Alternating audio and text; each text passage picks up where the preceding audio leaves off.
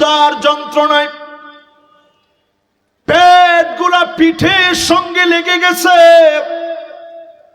গলা শুকায়া কাঠ হয়ে গেছে। তিনজন সেনাপতির নাম নবীজি ঘোষণা করেছে।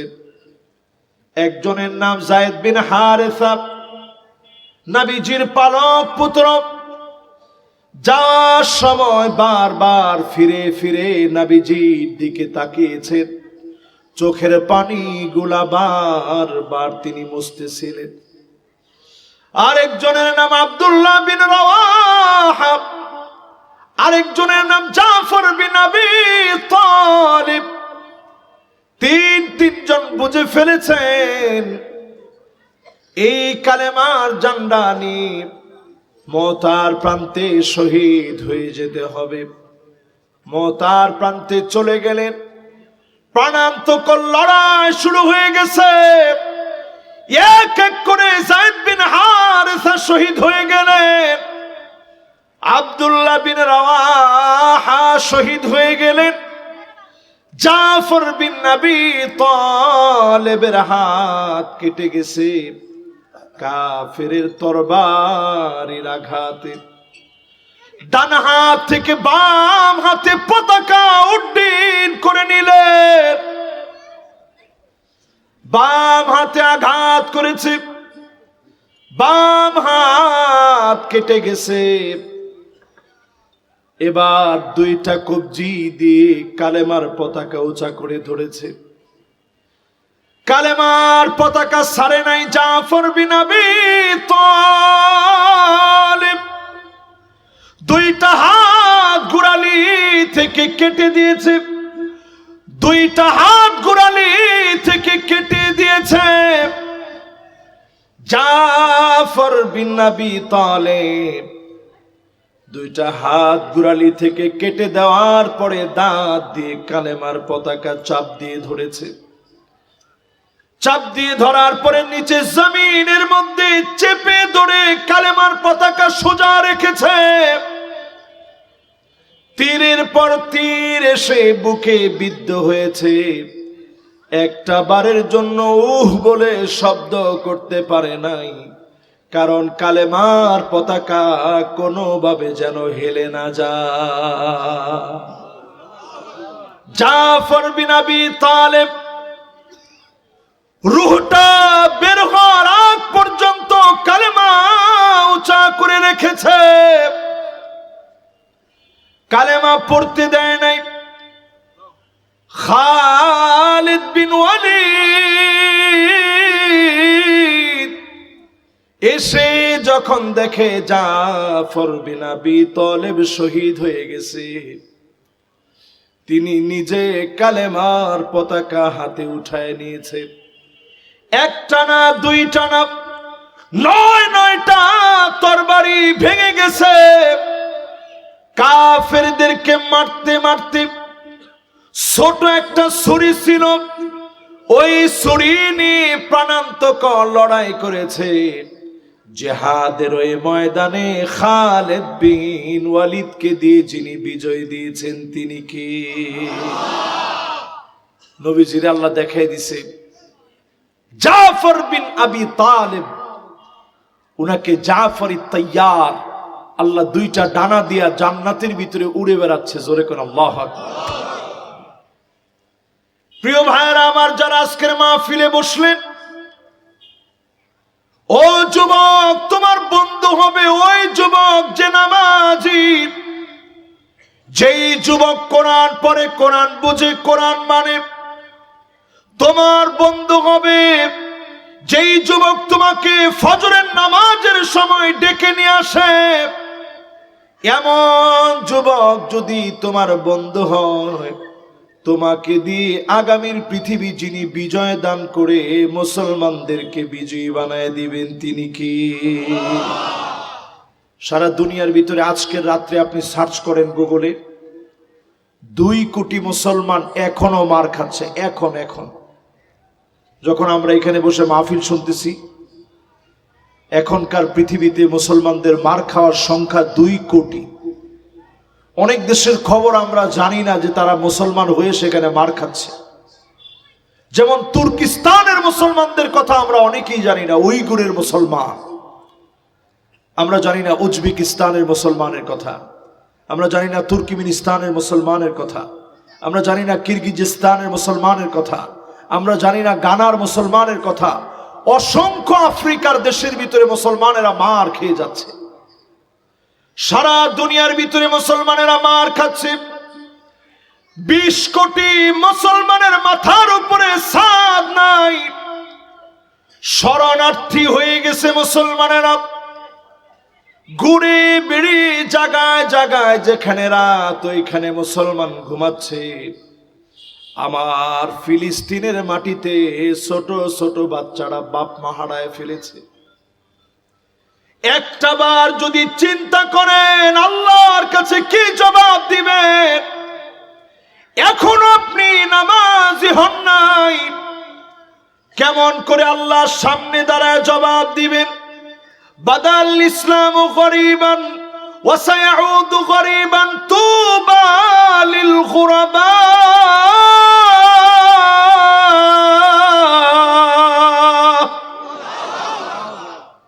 ব্যতিক্রমদেরকে দিয়ে জমিন ইসলাম আসছে। আমি আপনি নিজেরে ব্যতিক্রম বানাইতে পারছি কিনা একটু হিসাব মিলান। সব যুবক ফ্রি ফায়ার, টিকটক, পাবজি খেলে। আরে ঠিক মানে এটা না যে সব যুবক খেলে, ঠিক মানে হচ্ছে যে সমস্ত যুবকরা এখনো নিজের ব্যতিক্রম বানায় নাই তারা ফ্রি ফায়ার, পাবজি খেলে। ঠিক নি? ঠিক নি? ও যুবক, তুমি ফ্রি ফায়ারের জন্য আসো নাই। 11 বছরের ফিলিস্তিনের যুবককে প্রশ্ন করা হচ্ছে, তোমার মাথার উপর দিয়ে বোমারু বিমান ঘুরতেছে, তোমার কি ভয় লাগে না? ওই যুবক জবাব দিয়ে বলতেছে, আরে এটা তো মাত্র এইখানে উঠতেছে, এর অনেক অনেক উপরে আমার আল্লাহ। আমি তো আমার সে আল্লাহকে ভয় করি। চিল্লায় বলেন আল্লাহু আকবার। চিন্তা করেন এই প্রশ্ন যদি আমি হুজুরে করা হইতো, আমি হুজুরের উত্তর কি হইতো এটা আমি নিজে চিন্তা করি। আমারে করলেও তো আমি বলতাম কিছু হয়তো লাগে, বোমারু বিমান মাথার উপর দিয়ে ঘুরতেছে। কিন্তু 11 বছরের সন্তানের হিম্মত কি, সে বলে এই বোমারু বিমান তো এখানে উঠতেছে, এর অনেক উপরে আমার আল্লাহ, আমি কেবল আমার আল্লাহকে ভয় করি। জোরে কোন আল্লাহু আকবার। وما كان الله ليعذبهم وهم يستغفرون।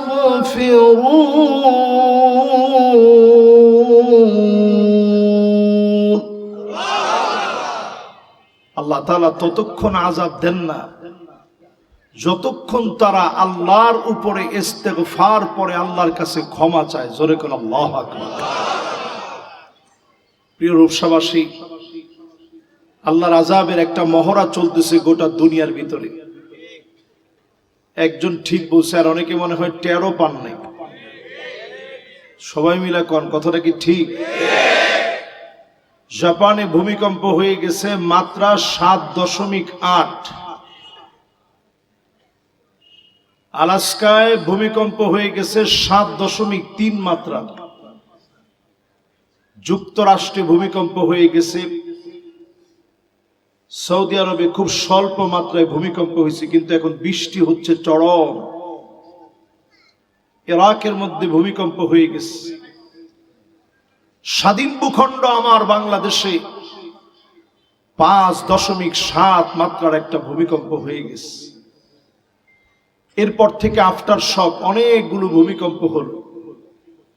সারা দুনিয়ার ভিতরে একদিনে 24 ঘন্টায় 94 বার প্রকম্পিত হয়েছে এই পৃথিবী। আল্লাহ রাব্বুল আলামিন বুঝায় দিলেন, গোলাম আয় আয় আমার দিকে ফিরে আয়। ওয়াহুম ইয়াস্তাগফিরুন ওয়াউটা ওয়াহালিয়া। আল্লাহ বুঝায় দিচ্ছেন এই অবস্থায় আমার উপরে তাওবা কর। তাওবা করতে দেরি, যিনি আযাব উঠায় নিতে দেরি করবেন না তিনি কে? কিসের থেকে তাওবা করতে হবে একটু মিলায় দেখেন। এই জমিনটা পুরাটা সব গুনাহ দিয়ে ভরে গেছে, ঠিক নেই? ইদা তুখিদাল ফাইয়ুদ আলা, রাষ্ট্রীয় সম্পদগুলা সব বক্ষণ হয়ে যাবে, জনগণের সম্পদ বক্ষণ হয়ে যাবে, রক্ষকরা সব বক্ষক হয়ে যাবে।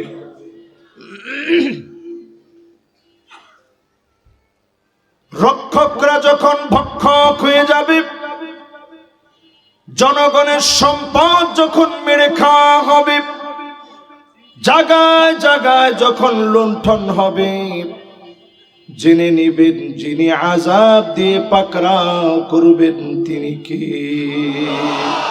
আযাব তো একদিনে আসে না, আযাব আমরা টেনে টেনে আনছি। ওয়াল আমানাতু মাগনামা, চতুর্দিকে আমানতের খেয়ানত হবে, আমানতদারিতা খুঁজে পাওয়া যাবে না, আমানতদার ব্যক্তি খুঁজে পাওয়া যাবে না, আমানতদার খুঁজে পাবেন না। আমানতের খেয়ানত চতুর্দিকে হবে, আমানতের খেয়ানতের কারণে জমিনের মধ্যে আযাব আসবে। নবী আলাইহিস সালাম তারপরে বলেন ওয়াজ যাকাতু মাগরামা, যাকাতকে মানুষ অভিশাপ মনে করবে। আমাদের দেশে আমানতদার যেমন পাওয়া যায় না, যাকাতকে অধিকাংশ মানুষ অভিশাপ বলে মনে করে, যাকাত দেয় না, ঠিক কিনা বলে? আজকে আমরা যদি এই কথাটা আপনাদেরকে বোঝাতে সক্ষম হই, এই বাংলাদেশের অর্থনৈতিক ভাবে যদি দারিদ্র বিমোচনের চেষ্টা করা হয়, অর্থনৈতিকভাবে স্বাবলম্বীকরণের চেষ্টা করা হয়, যাকাত ভিত্তিক সমাজ ব্যবস্থা যদি কায়েমের চেষ্টা করা হয়, 5 বছর লাগবে না, শুধু কোরআনের একটা বিধান বাস্তবায়ন হলে পার্লামেন্ট থেকে গোটা দেশের চিত্র পাল্টায় যাবে, ঠিক কিনা বলে? তাহলে কোরআনটা পার্লামেন্টে যাওয়া দরকার আছে না নাই? এটা মুসলমানদের দেশ, এখানে আমাদের হিন্দু ভাইরা আছে, খ্রিস্টানরা আছে, বৌদ্ধরা আছে, সংখ্যাগরিষ্ঠ মুসলমানদের দেশে যদি আল্লাহর কোরআনের একটা বিধান যাকাত ভিত্তিক সমাজ ব্যবস্থা কায়েম করা যেত, এদেশের দারিদ্ররা তাদের হক ফিরে পেত, দেশটা সুন্দর হয়ে যেত। আযাব থেকে যিনি মাফ করে দিতেন তিনি কে? যাকাতু মাগরামা, যাকাত ভিত্তিক সমাজ লাগবে।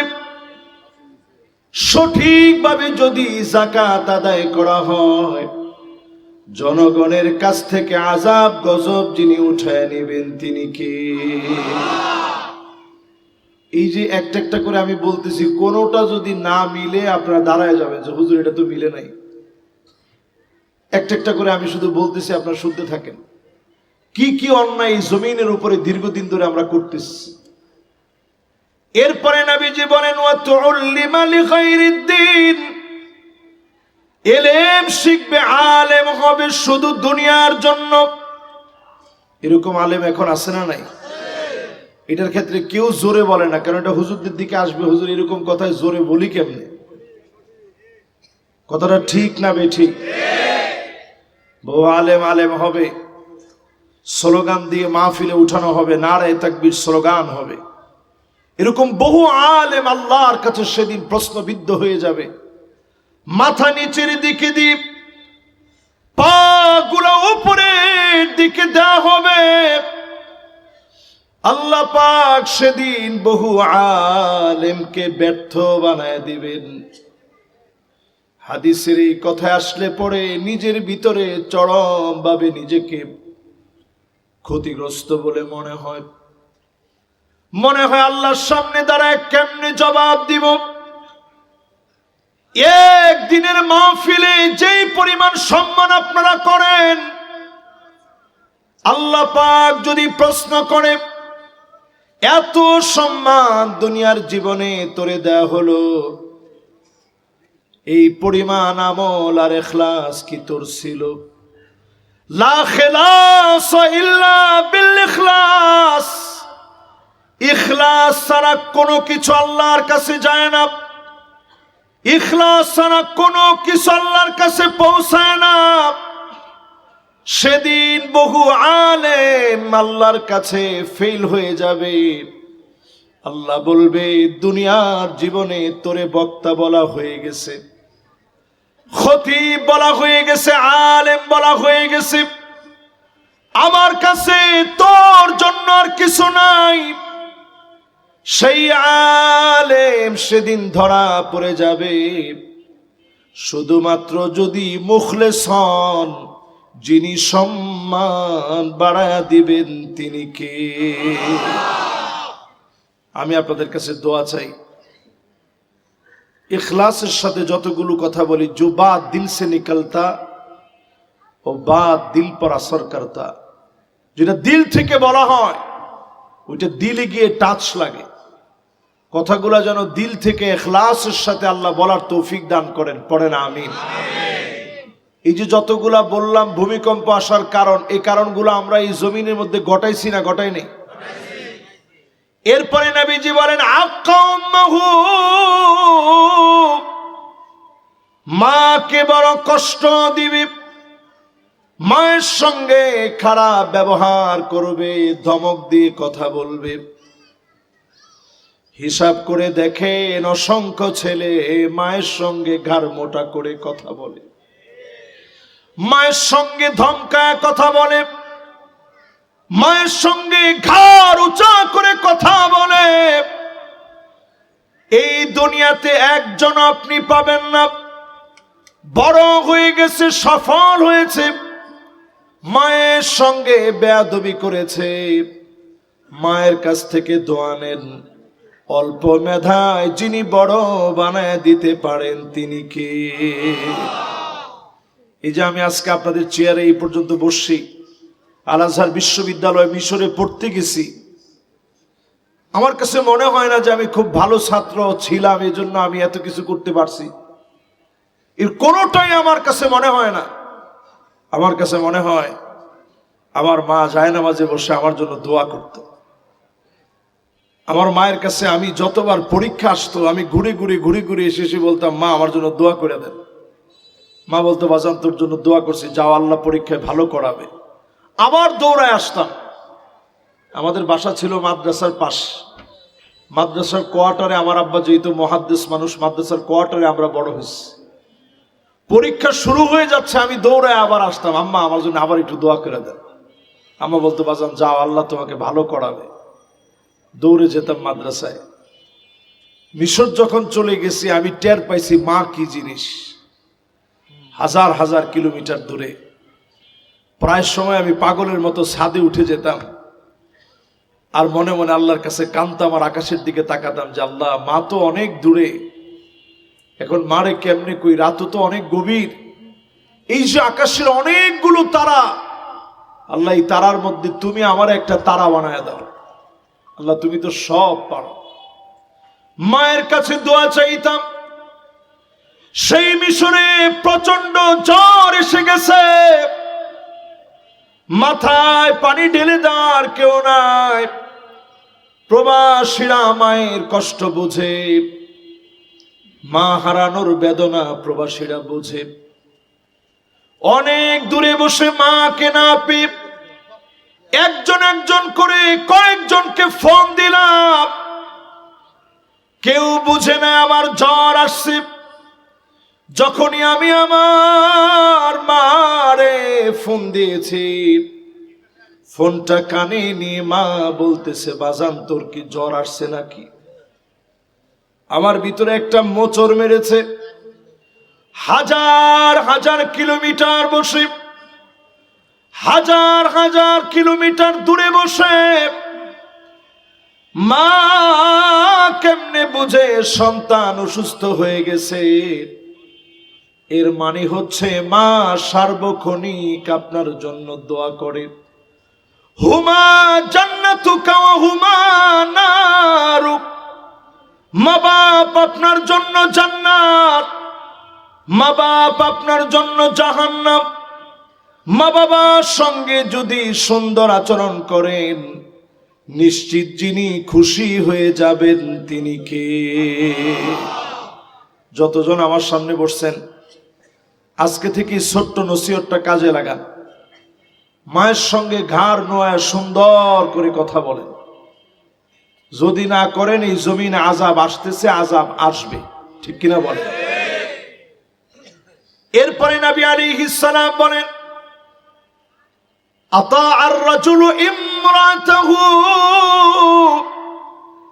এমন সময় আসবে স্ত্রীর কথায় স্বামী উঠবে আর বসবে, মহিলাদের কথায় স্বামীরা বারবার উঠবে বসবে, চলবে ফিরবে, রাস্তাঘাট সমাজ সব জায়গার ভিতরে নারী নেতৃত্ব চলবে। ঠিক তো কইছে একজনে? আপনার মনে এটাতে একটু ভয় পেয়ে গেছেন যে হুজুর এই বিষয়ে কথা কেমনে কই, এটা তো ঘরের বিষয়, বাইরে কই কেমনে? আচ্ছা কোন তো দেখি, রাসূল এই কথা ১৫০০ বছর আগে বলে গেছে, এখন পুরাপুরি মিলে না মিলে না? আতা আর রাজুলু ইমরাতাহু, স্ত্রীদের কথায় স্বামী উঠবে আর বসবে, স্ত্রীরা স্বামীকে চালাবে। এখনকার সমাজে দেখা যায় মা বাপকে ১ টাকা দিতে পারে না স্ত্রীর কারণে, এমন স্ত্রী এখন আছে না নাই? যদিও মা বোনরা বেশি হয়েছে মাহফিলে, ওনাদের বিরুদ্ধে আমি কিছু বলতে চাই না, তবে এই কথা সত্য, আমাদের মাহফিলে যারা আসছে তারা অন্তত এমন না। ওমা ঠিকটাও তো কয় না, একটু আওয়াজ করে বলেন ঠিক নেই। এবার একটু আমার সাথে সাথে মনোযোগ দেন। শেষ জামানার মহিলারা কেমন হবে একটু মিলায় দেখেন, আপনাদের এলাকায় এমন আসেনি? আগেই কাজ, শেষ জামানার মহিলারা এমন হবে। আর না না, এটা ভাই থাকতে থাকতে শুনলে ভালো হবে। আর না না মানে সব আমার লাগবে, সম্পদ জমি জামা ব্যাংক ব্যালেন্স সব আমার লাগবে, এরকম মহিলা এখন আছে না? অথচ আমরা আমাদের মারে দেখছি, আব্বা যদি 3টা শাড়ি আনতো, মাশাআল্লাহ 3টা শাড়ি আনলে আয়না দেখাইতো। বাংলা স্যারের তখন শাড়ির দোকান ছিল, তো বাংলা স্যারের কাছ থেকে শাড়িটা আনলে দেখাইতো যে কোনটা তোমার পছন্দ। আগে জিজ্ঞাসা করতো যে কোনটার দাম কত, তো কইতো দামের তো দরকার নেই, তুমি আগে দেখো পছন্দ কোনটা হয়। বলতো না, দাম কোনটার কত। যখন যেটা সবচেয়ে কম দামি ছিল ওইটা বলতো সবচেয়ে সুন্দর বলে, বলতো এটা হইলে আমার চলবে। আগের দিনে ছিল এইরকম। আর এখনকার সময়ে বলে সব আমার লাগবে, 3টা আছেন 3টেই লাগবে, ঠিক কিনা কন? এরপরে দেখবেন মান্নানা, এটা কেমন কথায় কথায় খোটা দিবে, আমি দেখে আপনার ঘর করে খেয়ে গেলাম, অন্য মহিলা হইলে খেত না। আচ্ছা এরকম কি আসলে বলে না বলে না? আছে না এখন? এরপরে দেখবেন হান্নানা, এটা কেমন, সারাদিন কষ্ট করে আসছেন, আয়সা বলছেন যে 1 গ্লাস পানি দিও তো বাবুর আম্মু, বলার সাথে সাথে এমন বেশকি আপনারে মারছে, আরে বাপরে বাপ পানি দিও। বেশকিটা শুনেই আপনি বললেন না আমার কোনো পিপাসাই লাগে না, দুষ্টামি করলাম তোমার সাথে। এরপরে দেখবেন কান্নানা, আপনার ছায়া দেখলেই হইলো উনি ঝগড়া করা শুরু করবে। এরপরে দেখবেন হাদ্দাকা, কিছু একটা কিনে আনছেন, গেছিলেন ঢাকা শহর, একটা কিছু কিনে আনছেন, কিনে এনে আপনি আপনার স্ত্রীকে দিছেন, বড় পছন্দ করে, নেও তোমার জন্য এটা আনস। দেখা মাত্রই বলবে কি আনলেন, এ কালার মনে হয় ঠিকবে না, মরে যাবে। এরকম মহিলা এখন আছে না নাই? এরপরে দেখবেন হাদ্দাকা, মুখে মুখে তর্ক করবে, স্বামীকে গালিগালাজ করবে।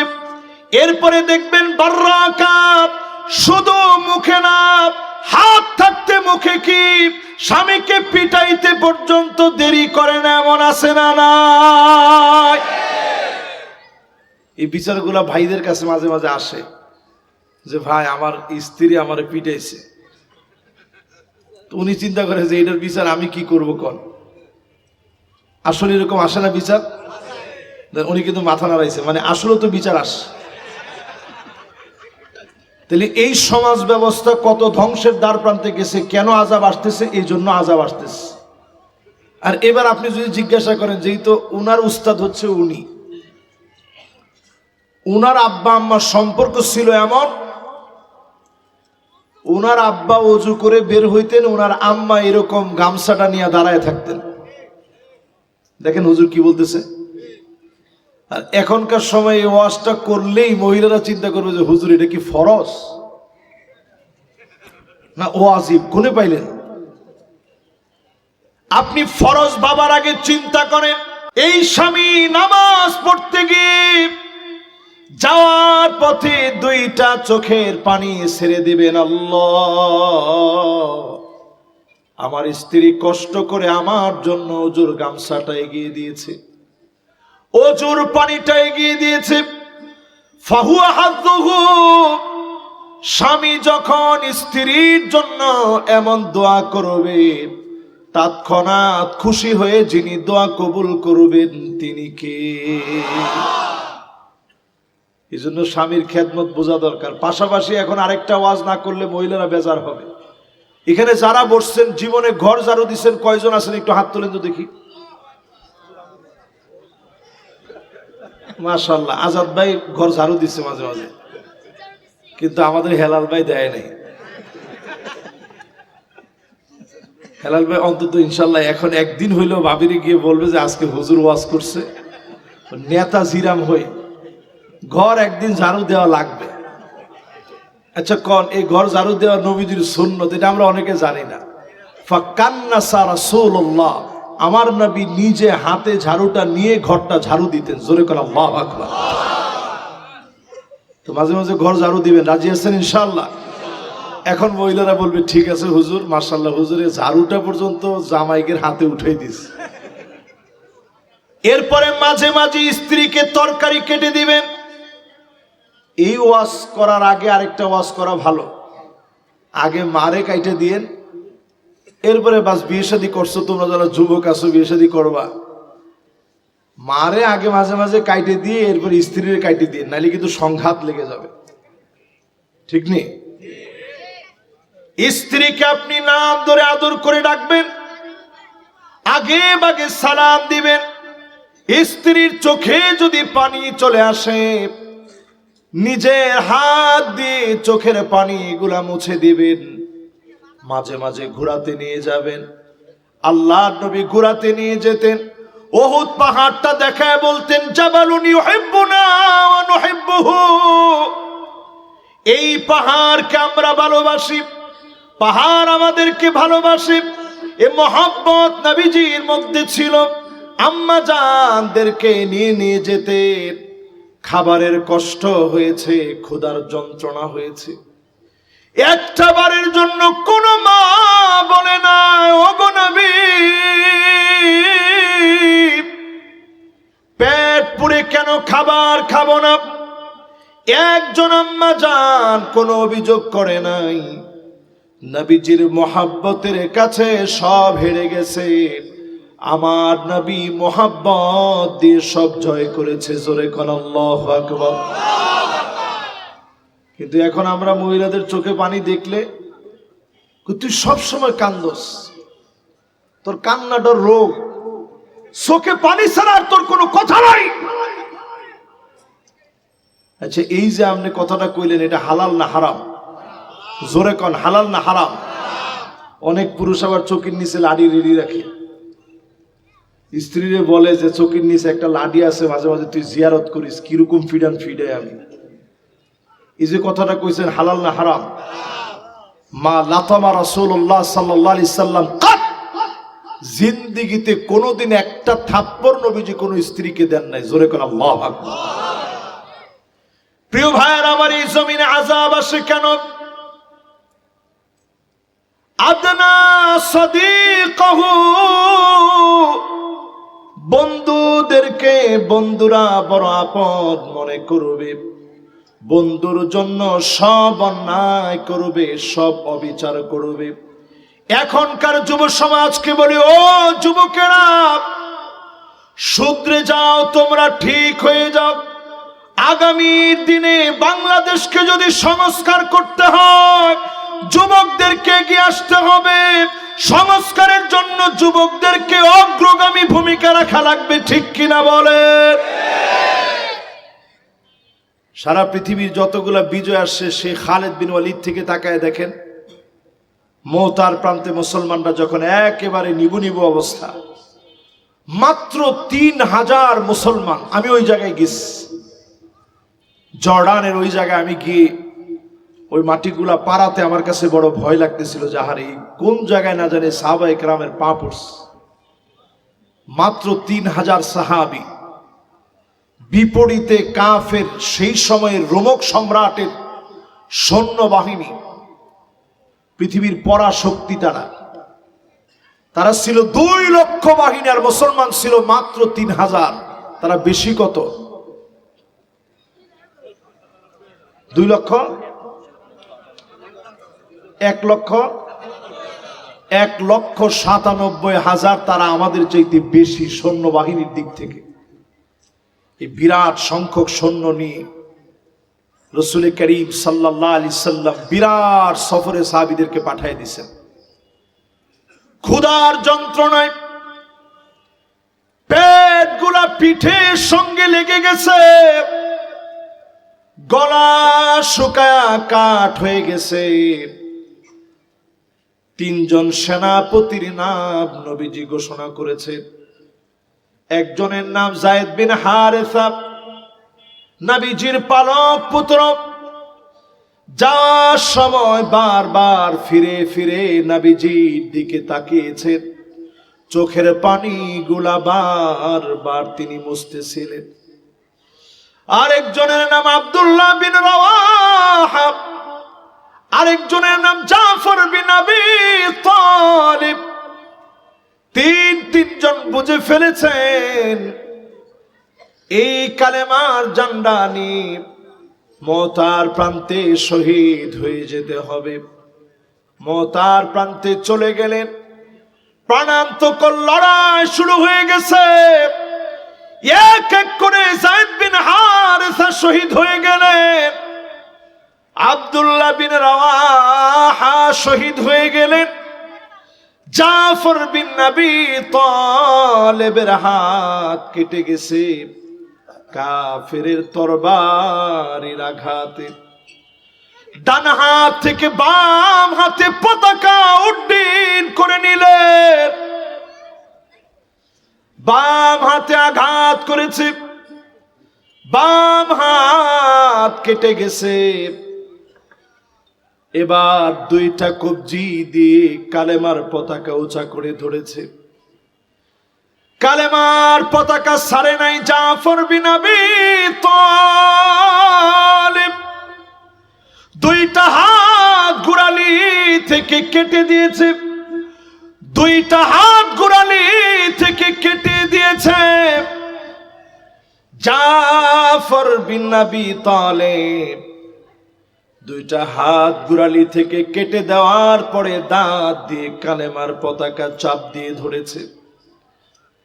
চাপ দিয়ে ধরার পরে নিচে জমিনের মধ্যে চেপে ধরে কালেমার পতাকা সোজা রেখেছে। তীরের পর তীর এসে বুকে বিদ্ধ হয়েছে। একটা বারের জন্য বলে শব্দ করতে পারে নাই, কারণ কালেমার পতাকা কোনোভাবে যেন হেলে না যায়। জাফর বিন আবি তালেব রুহটা বের হওয়ার আগ পর্যন্ত কালেমা উঁচা করে রেখেছে, কালেমা পড়তে দেয় নাই। খালিদ বিন ওয়ালিদ এসে যখন দেখে জাফর বিন আবি তালেব শহীদ হয়ে গেছে, তিনি নিজে কালেমার পতাকা হাতে উঠায় নিয়েছে। একটা না, 2টা না, 9টা তরবারি ভেঙে গেছে। কাফেরদেরকে মারতে মারতে ছোট একটা ছুরি ছিল, ওই ছুরি নিয়ে প্রাণান্তকর লড়াই করেছে জিহাদের ওই ময়দানে খালিদ বিন ওয়ালিদকে দিয়ে যিনি বিজয় দিয়েছেন তিনি কে? নবীজির আল্লাহ দেখাই দিছে জাফর বিন আবি তালেব, উনাকে জাফরি তাইয়ার, আল্লাহ দুইটা ডানা দিয়া জান্নাতের ভিতরে উড়ে বেড়াচ্ছে। জোরে কোন আল্লাহু আকবার। প্রিয় ভাইরা আমার, যারা আজকের মাহফিলে বসলেন, ও যুবক, তোমার বন্ধু হবে ওই যুবক যে নামাজি, যেই যুবক কোরআন পড়ে, কোরআন বুঝে, কোরআন মানে। তোমার বন্ধু হবে যেই যুবক তোমাকে ফজরের নামাজের সময় ডেকে নিয়ে আসে। এমন যুবক যদি তোমার বন্ধু হয়, তোমাকে দিয়ে আগামীর পৃথিবী যিনি বিজয় দান করে মুসলমানদেরকে বিজয়ী বানায় দিবেন তিনি কি? সারা দুনিয়ার ভিতরে আজকের রাত্রে আপনি সার্চ করেন গুগলে, 2 কোটি মুসলমান এখনো মার খাচ্ছে। এখন যখন আমরা এখানে বসে মাহফিল শুনতেছি, এখনকার পৃথিবীতে মুসলমানদের মার খাওয়ার সংখ্যা 2 কোটি। অনেক দেশের খবর আমরা জানি না যে তারা মুসলমান হয়ে সেখানে মার খাচ্ছে। যেমন তুর্কিস্তানের মুসলমানদের কথা আমরা অনেকেই জানি না, উইগুরের মুসলমান। আমরা জানি না উজবেকিস্তানের মুসলমানের কথা, আমরা জানি না তুর্কমেনিস্তানের মুসলমানের কথা, আমরা জানি না কিরগিজস্তানের মুসলমানের কথা, আমরা জানি না গানার মুসলমানের কথা। অসংখ্য আফ্রিকার দেশের ভিতরে মুসলমানেরা মার খেয়ে যাচ্ছে। সারা দুনিয়ার ভিতরে মুসলমানেরা মার খাচ্ছে। 20 কোটি মুসলমানের মাথার উপরে ছাদ নাই, শরণার্থী হয়ে গেছে মুসলমানেরা। ঘুরে বেড়ে জায়গায় জায়গায় যেখানে রাত, ওইখানে মুসলমান ঘুমাচ্ছে। আমার ফিলিস্তিনের মাটিতে ছোট ছোট বাচ্চারা বাপ মা হারায় ফেলেছে। একটা বার যদি চিন্তা করেন আল্লাহর কাছে কি জবাব দিবেন?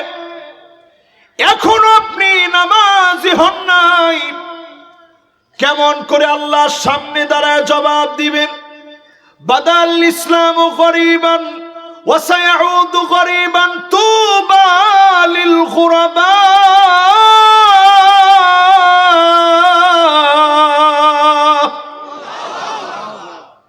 ব্যতিক্রমদেরকে দিয়ে জমিন ইসলাম আসছে। আমি আপনি নিজেরে ব্যতিক্রম বানাইতে পারছি কিনা একটু হিসাব মিলান। সব যুবক ফ্রি ফায়ার, টিকটক, পাবজি খেলে। আরে ঠিক মানে এটা না যে সব যুবক খেলে। ঠিক মানে হচ্ছে যে সমস্ত যুবকরা এখনো নিজেরে ব্যতিক্রম বানায় নাই, তারা ফ্রি ফায়ার, পাবজি খেলে। ঠিক নি? ঠিক নি? ও যুবক, তুমি ফ্রি ফায়ারের জন্য আসো নাই। 11 বছরের ফিলিস্তিনের যুবককে প্রশ্ন করা হচ্ছে, তোমার মাথার উপর দিয়ে বোমারু বিমান ঘুরতেছে, তোমার কি ভয় লাগে না? ওই যুবক জবাব দিয়ে বলতেছে, আরে এটা তো মাত্র এইখানে উঠতেছে, এর অনেক অনেক উপরে আমার আল্লাহ। আমি তো আমার সে আল্লাহকে ভয় করি। চিল্লায় বলেন আল্লাহু আকবার। চিন্তা করেন, এই প্রশ্ন যদি আমি হুজুরে করা হইতো, আমি হুজুরের উত্তর কি হইতো এটা আমি নিজে চিন্তা করি। আমারে করলেও তো আমি বলতাম কিছু হয়তো লাগে, বোমারু বিমান মাথার উপর দিয়ে ঘুরতেছে। কিন্তু 11 বছরের সন্তানের হিম্মত কি, সে বলে এই বোমারু বিমান তো এখানে উঠতেছে, এর অনেক উপরে আমার আল্লাহ, আমি কেবল আমার আল্লাহকে ভয় করি। জোরে কোন আল্লাহু আকবার। প্রিয় ভাইয়েরা আমার, যারা এই মাহফিলে বসলেন, নবীজির পরে বলেন আকসা আবাহু,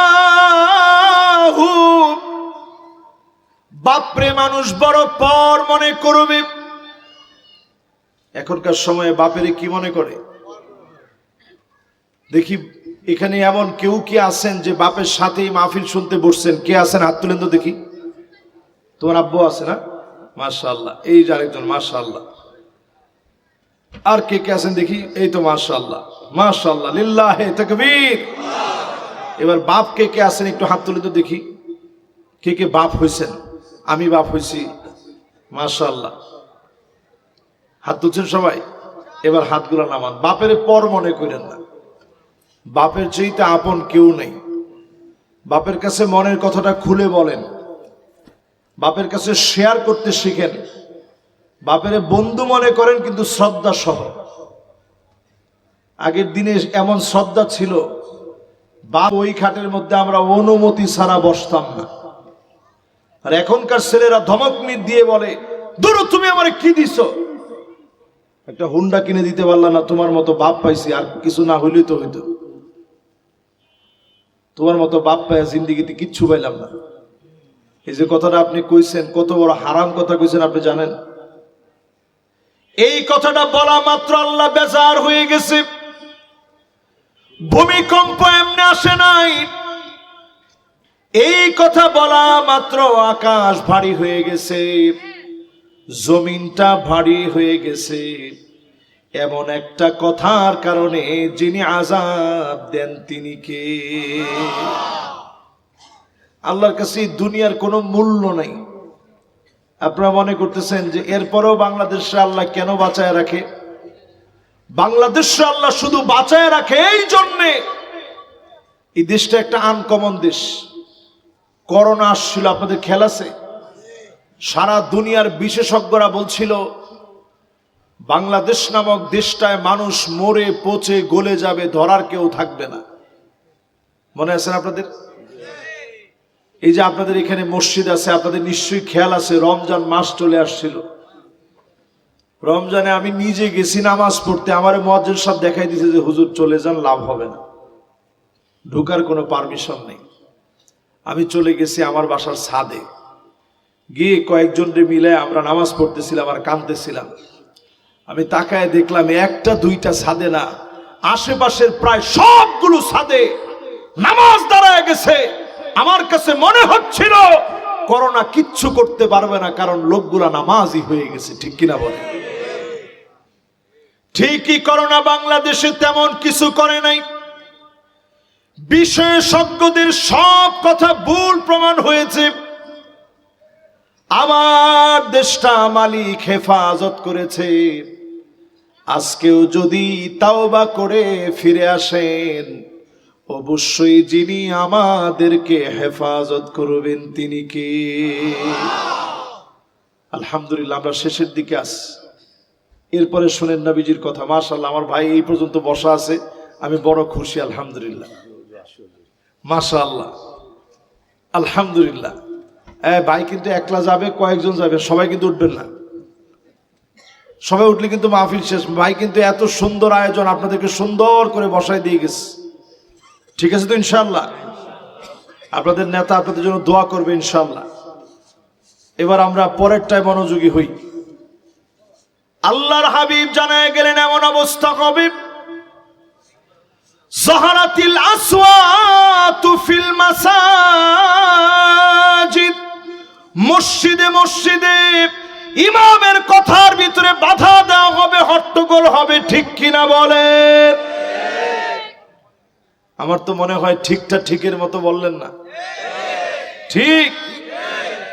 নবীজি হাদিসের ভিতরে জানায় গেলেন এমন সময় আসবে, হাত্তা ইয়াতাবাহান নাসু ফিল মাসাজিদ, মসজিদে মসজিদে পদ পদবি নিয়ে মারামারি হবে, কাটাকাটি হবে, হানাহানি পর্যন্ত তৈরি হয়ে যাবে। ঠিক কিনা বলে?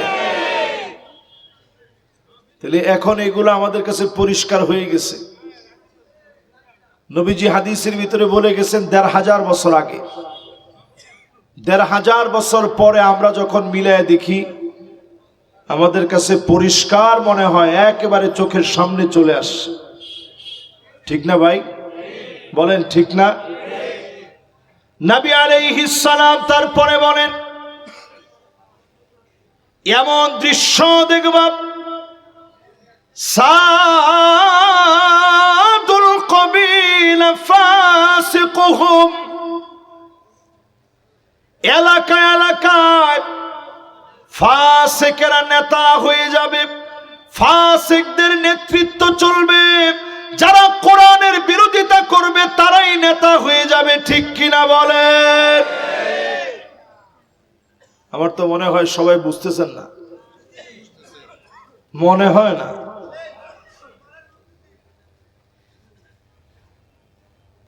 তাহলে একটু আমার সাথে সাথে বলেন তো দেখি, ফাসিক যদি নেতা হয়ে যায় জমিনের ভিতরে আযাব আসে কি আসে না?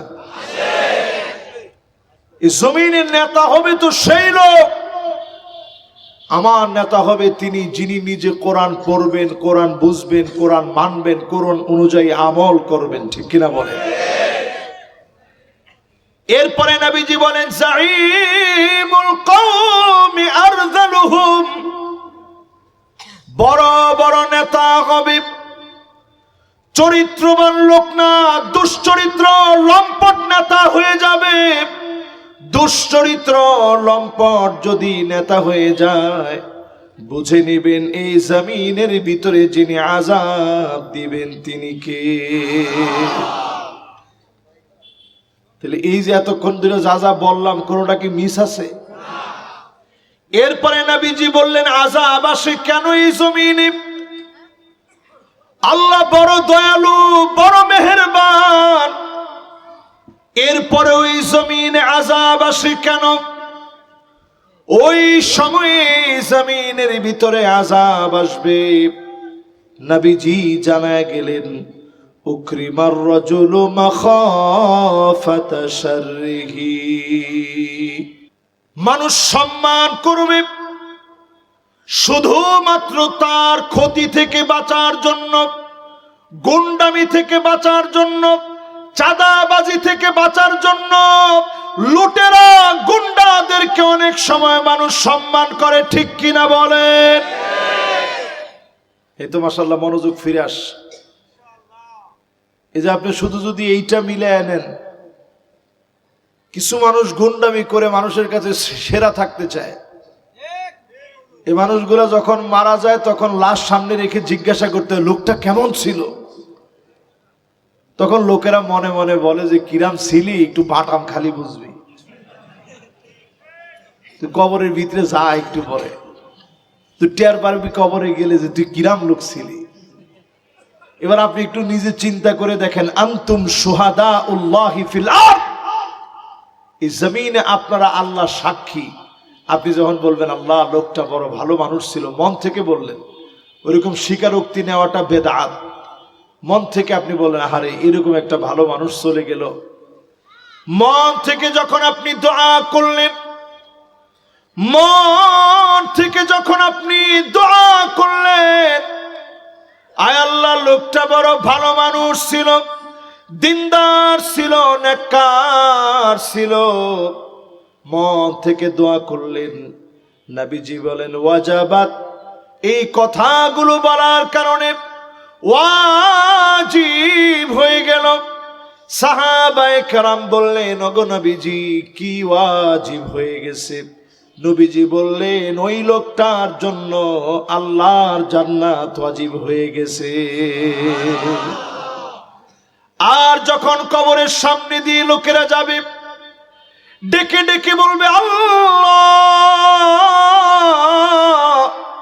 লোকটা বড় খারাপ ছিল, হারামি ছিল, জুয়ারি ছিল, বেনামাজি ছিল, চাঁদাবাজ ছিল, লুটেরা ছিল, সন্ত্রাসী ছিল।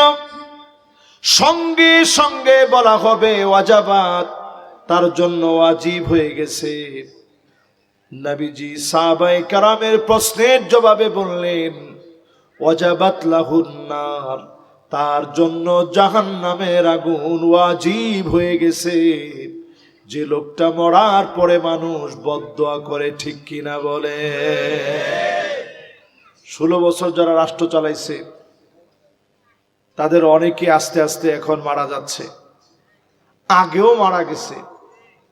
যখন ক্ষমতায় ছিল তখনও মানুষ আলহামদুলিল্লাহ লিখছে, এখনো মানুষ আলহামদুলিল্লাহ লেখে।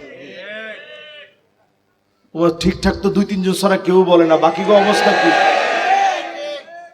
এই যে আপনারা ঠিকঠাক বলছেন ইন্নাহুম কদ আফদাউ ইলা মা কদ্দামু, এগুলো মিডিয়ায় চলে গেলে কইবো দেখছো হুজুরে শিখিয়ে দিছে আলহামদুলিল্লাহ বলতে। আমি কিন্তু শিখিয়ে দিন, আমি বলছি লোকেরা করে। হাদিসের মধ্যে আসছে নবীজি বলছেন ইন্নাহুম কদ আফদাউ ইলা মা কদ্দামু, তারা যা নেওয়ার সব নিয়ে চলে গেছে, হিসাব দেওয়া লাগবে কার কাছে? কিন্তু এরপরও মানুষ আলহামদুলিল্লাহ কখন বলে? যাদের কারণে তিলে তিলে আলেমরা জুলুমের শিকার হয়েছে, তারা মরলে জাতি মানতে চায় না, মাটিও মেনে নিতে চায় না। এই যে সাক্ষীরা যখন সাক্ষী দেয়, সাক্ষী কিন্তু কবুল হয়ে যায়। এই জন্য এমন জীবন গড়বেন, আপনি কবরে চলে যাবেন, মানুষ কবরের কাছ দিয়ে যাওয়ার সময় বলবে, আল্লাহ এই ভালো মানুষটারে আল্লাহ তুমি মাফ করে দিও, এই ভালো মানুষটারে আল্লাহ তুমি আদর করবা, আল্লাহ তুমি মহব্বত দিবা, জান্নাতের নিয়ামত দিবা, ওয়াজাবা ওই লোকের জন্য ওয়াজিব হয়ে যাবে। হতে পারে এতটুকুন কথার কারণে যিনি আপনার কবরের আযাব মাফ করে দিবেন তিনি কে? আজকের ওয়াজটা আমার জীবনের শেষ ওয়াজ হতে পারে। এই যে গত 2 দিন আগেই মাহফিলে একজন বক্তা ওয়াজ করতে গেছে, সে জানতো না এটা তার জীবনের শেষ মাহফিল। এই আমি যেরকম একটু চিল্লায় বলতেছি, এরকম চিল্লান দিয়েই বলতেছিল। বলতে বলতে হঠাৎ মৃত্যুর করে ঢলে পড়ছে। ওই জায়গার মধ্যেই ব্রেন স্ট্রোক করছে। এরপরে সেখান থেকে হসপিটালে নিছে, এরপরে বিভাগীয় হসপিটালে নেওয়া হয়েছে, এরপরে ঢাকা আনতে আনতে সেখানে তাকে মৃত ঘোষণা করা হয়েছে। লোকটা মারা গেল। আচ্ছা বলেন তো কি বলতে বলতে মারা গেছে? সুবহানাল্লাহ। এটা হচ্ছে জীবনের পরম প্রাপ্তি। আইওয়াফিকাহু বিআমালিন সালিহিন ক্বাবলা মাউতিহি। কোন লোককে আল্লাহ ভালোবাসেন বুঝবেন কেমনে?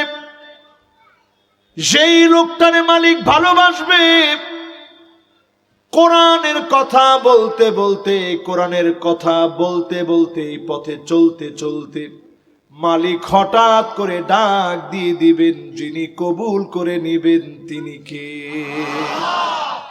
সেম ডেতে একজন বুড়া মানুষ নাচতে নাচতে মরছে।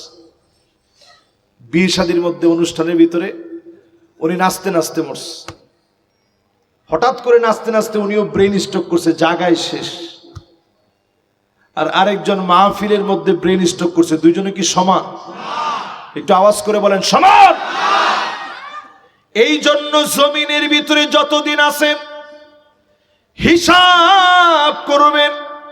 একটা সময় থাকে সবিয়ুন, শিশুকাল আমার আপনার ছিল, অনেক দৌড়াদৌড়ি করেছে, কোনো হিসাব নাই। এই যে মাশাআল্লাহ ক্যামেরার পাশে 2 জন বসা আছে, ওরা হচ্ছে শিশুকালে আছে। এই দেখেন ও আছে মাশাআল্লাহ শিশুকালে। আর তেমন মনে হয় ওই যে মাশাআল্লাহ বাবার কুলে বসা আছে শিশুকালে। ও বাদাম খাচ্ছে, ওর কোনো চিন্তা নেই। ওর আব্বা কিনে দিবে চকলেট, মাহফিল থেকে যাওয়ার সময় মুরালি কিনে দিবে, ও বাজারে বাসায় নিয়ে যাবে, ওর কোনো চিন্তা নেই। চিন্তা আছে? এটাকে বলে সবিয়ুন। এরপরে একটা বছর শুরু হবে গোলামুন, 10 থেকে 15 বছর, তখন এই সন্তানটা বালেগ হবে। এখন আপনি নামাজে নিয়ে যাবেন। এই যে এই ভাইদেরকে আমি সেলিউট জানাই। কোনো বাচ্চাই এমন নাই যে দুষ্টামি করেন। আমরা কি দুষ্টামি না করে এই ওয়াজের মধ্যে বসছি আপনার কাছে মনে হয়?